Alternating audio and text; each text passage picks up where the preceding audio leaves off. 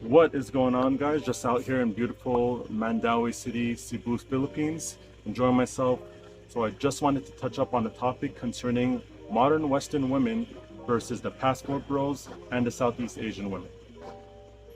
So first things first, I have no problem with none of these groups. So modern Western women, keep doing your thing, whatever makes you happy, keep striding forward. Passport bros, I salute all y'all, like just keep living your best life. Southeast Asian women, same thing to you guys, just keep living your best life, man. So all this is just coming down to the fact of let's get the facts straight, because some comments were coming out that were sounding a little crazy. So we're just gonna touch on that. So Western women were mentioning that how passport bros are rather dusty, can't get ladies, that's why they're going to the other part of the world. They're going to take advantage of these Southeast Asian women or these foreigner women, mentioning that like they're broke. So let's get to it. So let's play a little bit of devil's advocate. Western women are saying that the passport bros are broke. Clearly not that broke on average, because if they're obviously managing to go from the west to whatever part of Southeast Asia or whatever other foreign country they're going to, they're still able to maintain that plus wherever they're staying for the amount of time they're staying there.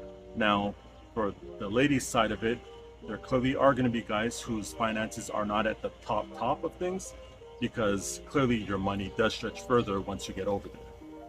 So for the dudes whose finances are not at the top of its scale and might be considered low for you personally, that's your personal standard and that's okay.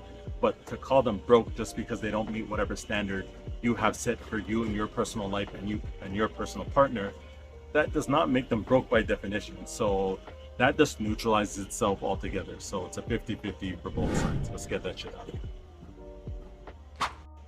So about passport bros taking advantage of foreign ladies, no matter where you go, there's going to be a few bad apples in any bunch.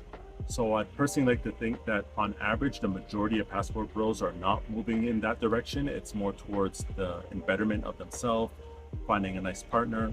But let's also not forget the passport bro movement or the lifestyle was not just founded around strictly finding a partner overseas. There was just the overall fact of being tired of what was happening in the West as far as personal lifestyle, work, being a part of the whole matrix deal, and relationships too. So overall, I'd say that most are really there for good and genuine reasons, but there's always going to be a few bad apples to mess up everything. So now about the part about passport bros being rather dusty, can't get girls, can't maintain girls back home in the West. Well, it is what it is, because rather if they truly can't, or they're just choosing, or they're fed up of what's happening and want someone more traditional, and they're going to seek it, what is it really changing for you? Because if you really don't think these guys are worth your time, or that they're dusty, or they're whatever, you should be happy, because you're pretty much getting to clean off the plate. Like the dating pool is getting better for you at the end of the day. So what's the big deal about them going elsewhere? Because you weren't choosing them either way. So it's make it make sense. It's rather you did actually want them or you don't want them. Are they really dusty, or are they only viewed as dusty because they're going elsewhere that isn't the option of you? All right, so let's get to the spicier topic, which is the modern Western women versus the Southeast Asian ladies. So some of the things that were said could be viewed as a pretty offensive, I'm not gonna lie. So let's get to it.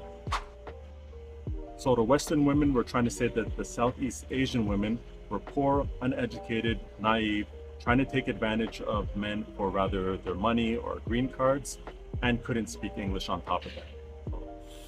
Yeah. First things first, if you're going to bring such strong statements to a certain group of people, you're going to have to come with some solid receipts, some on-point facts, some actual truths. Let it be something you personally lived yourself. Rather, let it be going somewhere, let it be an interaction that's happened with you, someone you know, or you've done some type of research. So for this topic, I do feel qualified to speak on it concerning the two main countries people do bring up, which is Thailand and the Philippines. I do have friends, and in some cases family, who are of this descent. I have friends who are in the US, who are in Canada, and also back in their home countries. To add on top of that, I have also visited and spent extensive amount of time in Thailand and also in the Philippines. So if you actually did know people from either of these countries or ever visited any of these countries, half the statements you made, you would have never made them because you would know they are honestly some of the nicest people out there. Like genuinely warm, giving, just good-hearted people, whole and whole. Like coming from the West and going over there and noticing how people are on a day-to-day and not wanting anything in return and just genuinely being nice like that, it's just really pleasant to be around. So for you to come and make the comments you made, it's just not a good look. So let's get into it. The first one. So Southeast Asian women being poor. Honestly,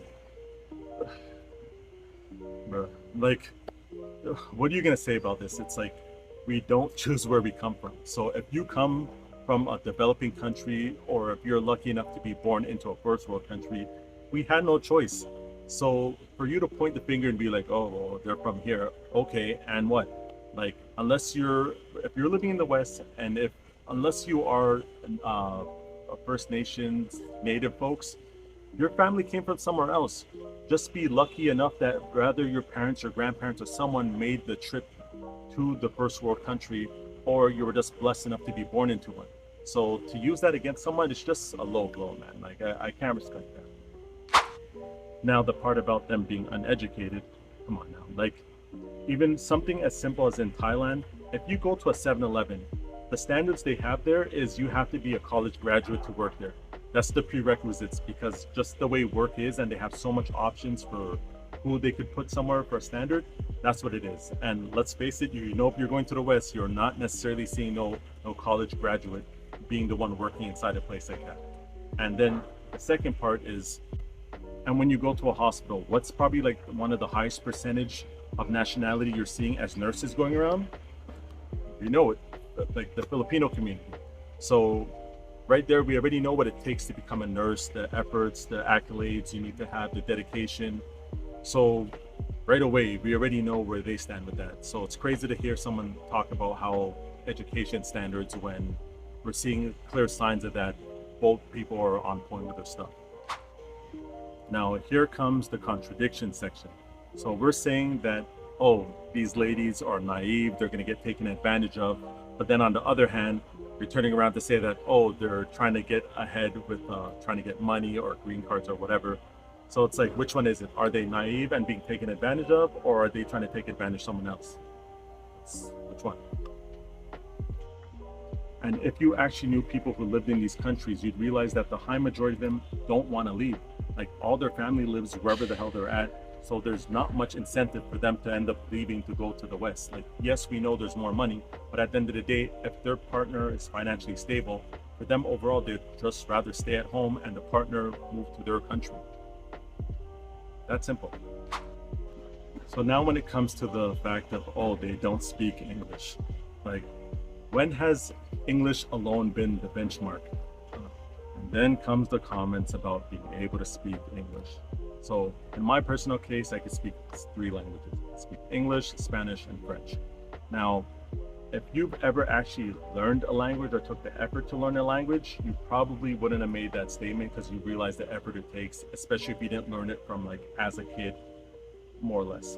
So one, English is not no type of benchmark of anything. It's just a language. And 2, Thai people, you clearly haven't been there because on average, most Thai people have some level of functioning English to get around with.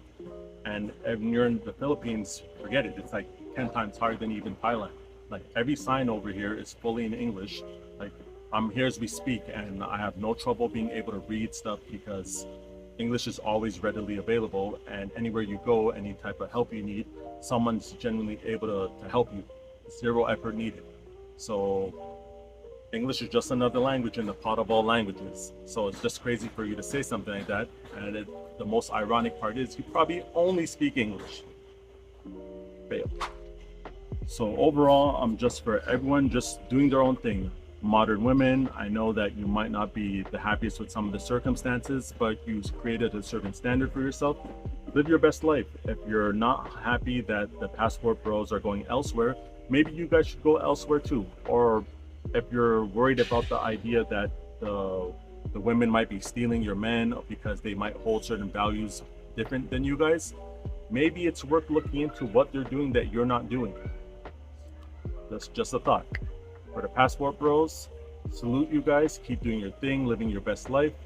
And to the Southeast Asian ladies, smart, sweet, intelligent, there's a reason why so many men are traveling halfway across the world to come to you guys, because you're doing what you're doing right. Just keep doing you. That's it. To everyone, be safe, peace, more to come.